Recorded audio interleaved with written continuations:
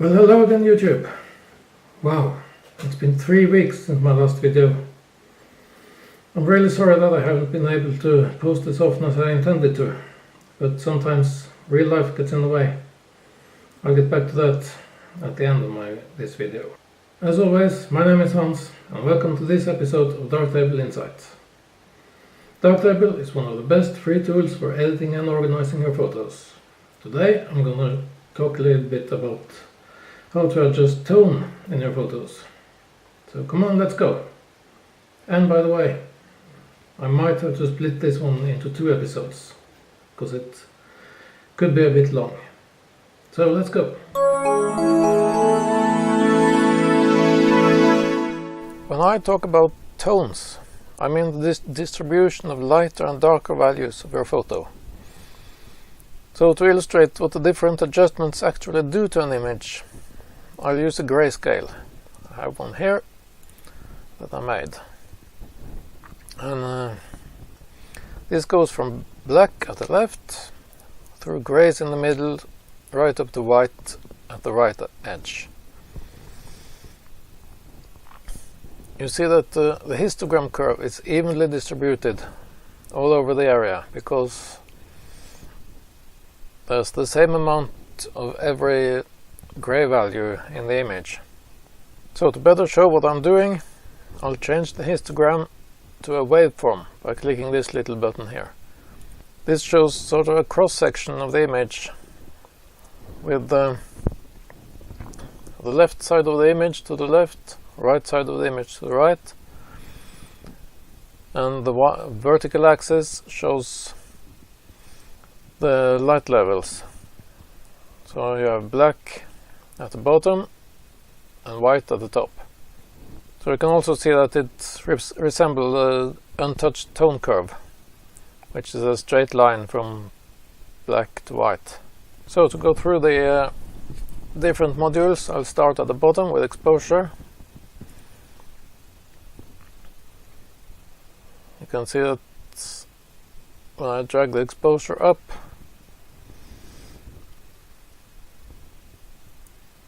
the white, or the brightest parts gets brighter, but the black is held back. So nothing happens to the absolute black, but everything else gets lifted more and more as it gets brighter.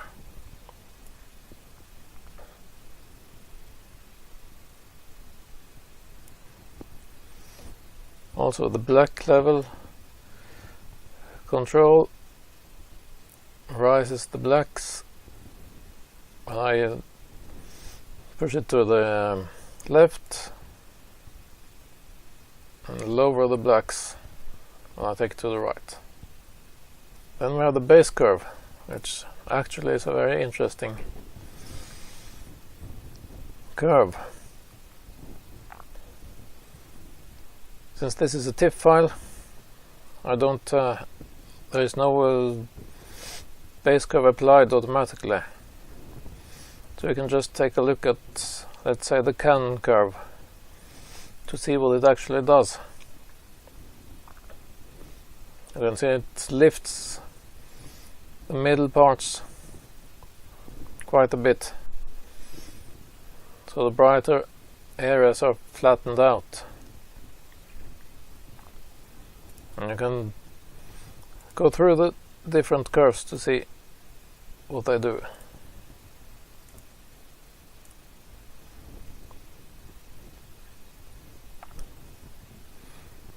As I've said before, the purpose of the base curve is to emulate the camera JPEG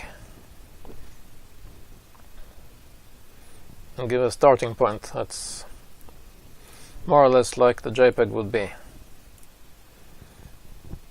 So I'll reset it and turn it off, and we go on to shadows and highlights. This is a module which will adjust the brighter parts and the darker parts, but not the middle and not the black and white. So if you turn it on with the default values, you can see that the black stays black, the middle stays in the middle, the white stays white, but here the white is dragged down a bit and the shadows are lifted a bit. So if you drag the shadow slider all the way up, you see it's lifted too much. But you can see which area is affected. And all the way down. And the same with the highlights.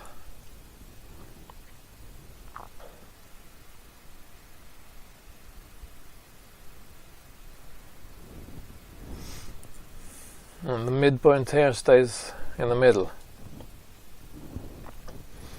Now there are some other controls in this module. You have a white point adjustment. Let's just reset those. White point adjustment, which adjusts where the white point is. So if you have an image where the brightest part is not white, and you bring down the highlights, and you don't want to bring down the brightest parts, then you can drag the white point up again with this.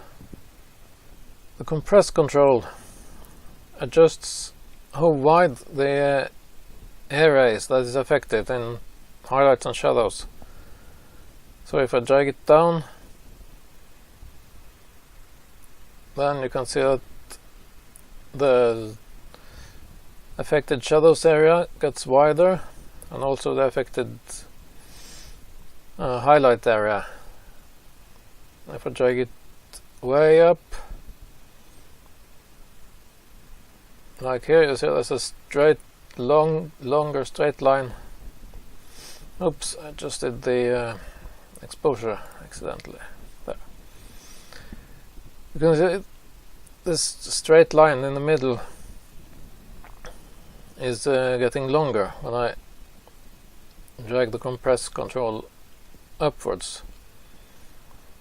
So the shadows and highlights controls affect a smaller area at each end.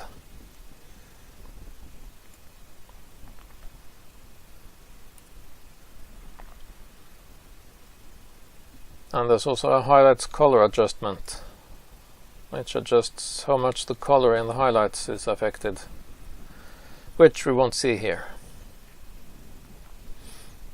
But for the I'll reset it for now. But for the radius control, I'll switch over to another image. This one.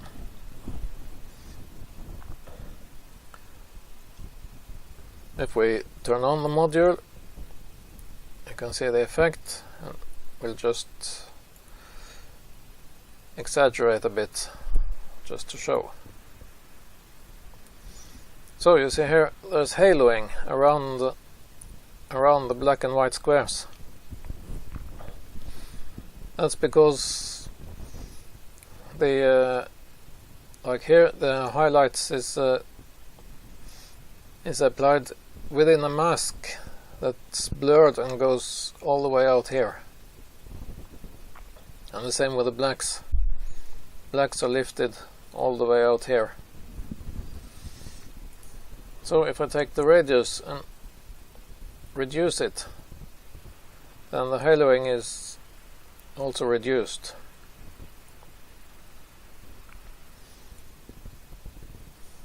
So you should think that you can drag the radius all the way to 0 and then be happy. But that's really not the case, because then it gets flatter. In a practical image, this won't work. You can also drag the radius up, try to soften out the mask and make the haloing less visible that way in some cases. But the best way to let's reset that. The best way to reduce the haloing is this one, to soften the mask with a bilateral filter instead of a Gaussian, because that will take the edges into account. So if I do that, you see the haloing almost disappears. You can see here the soft areas here, that's where the haloing is. It's almost nothing compared to the Gaussian. It doesn't always update properly. There, the Gaussian, you see there's a large area which is fuzzy. So whenever you have sharp edges, you should also always use the bilateral filter. Then you can drag the controls quite far. Okay, the next one is local contrast. With this one you adjust the contrast in the smaller areas of the image, so the contrast around the edges. If we turn it on and drag the detail slider up all the way. This isn't a good image to show it on, but the contrast around the edges here is, you can see it's a bit darker here, and a bit lighter around here, and also on the gradient it introduces a sort of a wave pattern. So we'll take a look at the real image instead. This is an image with lots of detail. If we turn on the local contrast here and drag the details up a bit, you can see what happens. And you can also see that this only happens in the L channel. In the luminosity, the colors are staying the same. And there are two methods of doing local contrast. It's the local Laplacian filter and the bilateral grid. So if we turn to the bilateral grid, the result is quite different, and you also get different controls.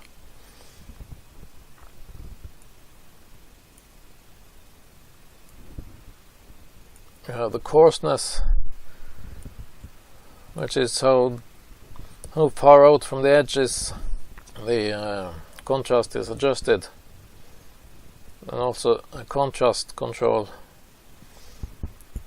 that controls how much is done in addition to the details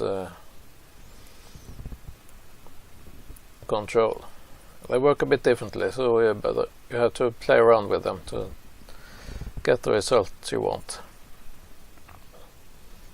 If we reset, go back to local Laplacian, we can also drag the details to the left and smooth out details. There. And if I drag it up again, this mid-tone range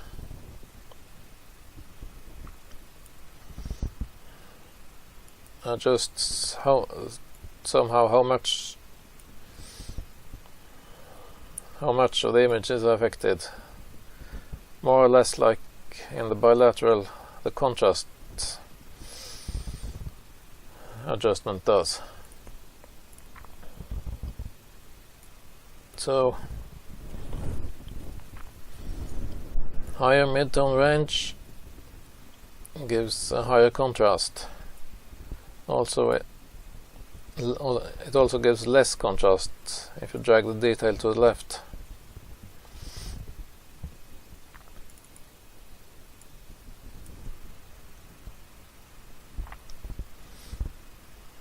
And also the highlights and shadows controls here controls how much the highlights are affected.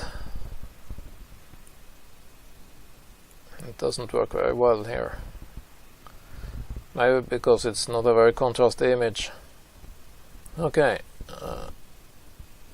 let's go back to our grayscale again and take a look at contrast, brightness and saturation. These are the normal contrast and brightness controls. Contrast introduces an S-curve, drags the shadows down and the highlights up, and if you drag it down, it just lifts the highlights and brings down lifts the shadows and brings down the highlights in a linear way, so you can get it completely mid-gray. It's only when you reach the midpoint that this S-curve is introduced. And brightness is actually rises the lower midtones, the shadows, to make the overall image appear brighter. So then we have the zone system, which is kind of a weird module, I think. We turn it on and we get a grayscale image with the steps.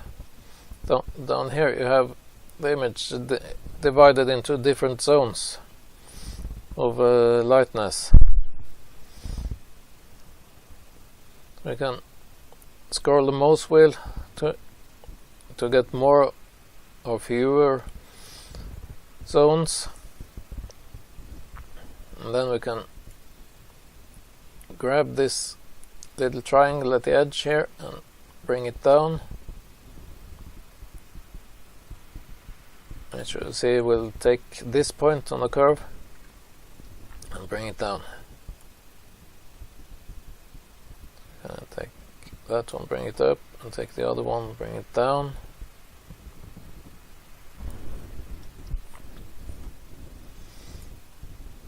And then if we have more zones,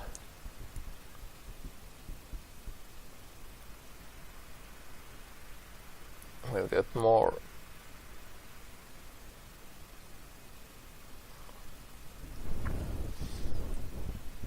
points that we can adjust. And also you can see the yellow line there, the yellow highlight that shows which area of the image will be affected.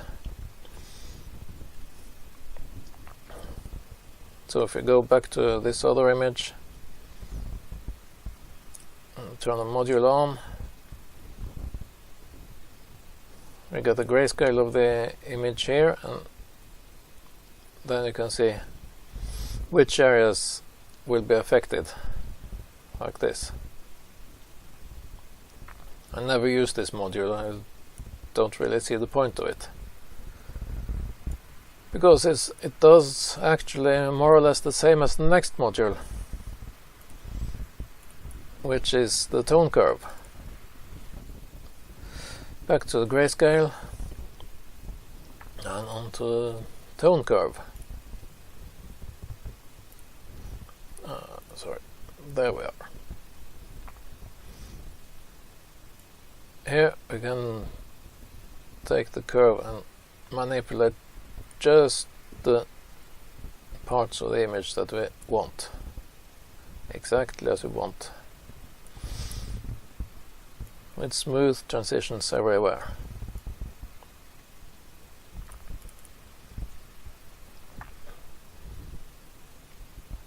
I can take the ends, make the blacks blacker, make the blacks lighter, vice versa with the highlights. We can even make the image negative, like that. So I think this is a much better one. And also, in addition to the curve, we have the traditional levels control, which is a quite simple control with black. You can bring down the blacks by erasing this one, and we can bring up the highlights, and also we can take the midpoint.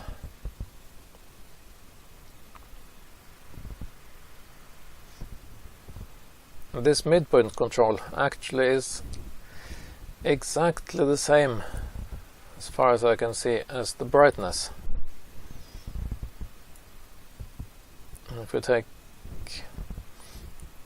the midpoint here, then we go back to the brightness. I take the brightness down. We should end up with a linear, exact linear curve. So they cancel each other out exactly.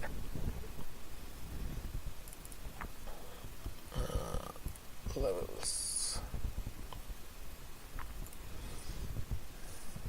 Also, we have some eyedroppers here that we can use to choose. So this one we can choose which point in the image we want to be white. So if I click it here, this is white, and the white adjustment goes down to here. And we want mid-gray to be here, and black can be here. So that's the way to do it. So I reset this module and turn it off. We need to get rid of the eyedropper. And then next one is fill light. This is a module to control the shadows. If we turn it on, you see the controls here. Exposure shows how much the shadows are going to be affected, and this is the center point. So when it's at the black, you get no effect. If you drag it up,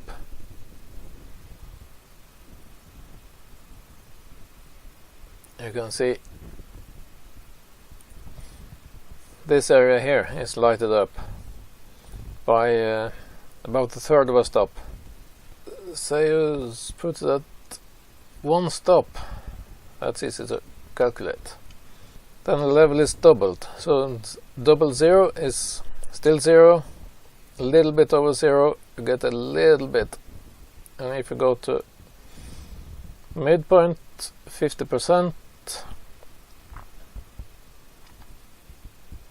then 50% doubled is 100%, so you get white. And if you get above 50%, then you get clipping, because you get above white.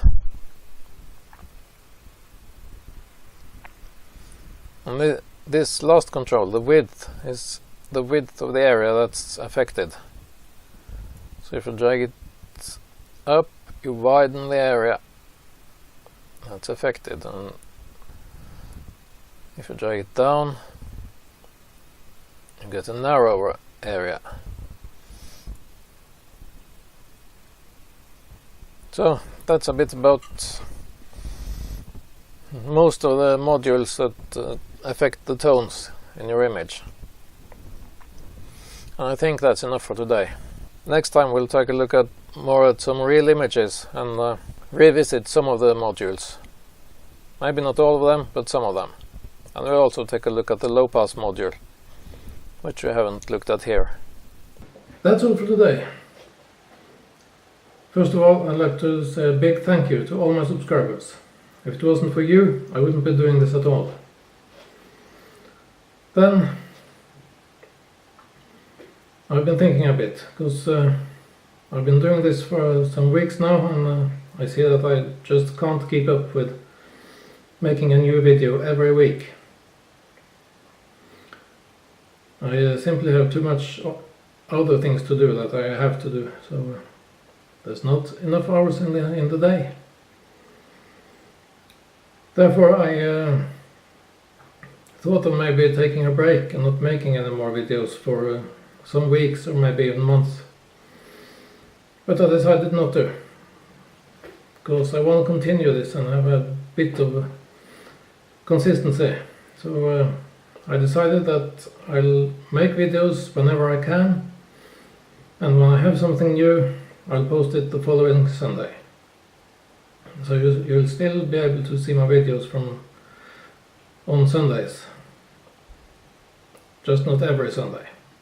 Then at some point in the future I hope I might be able to do it more often, and hopefully every week.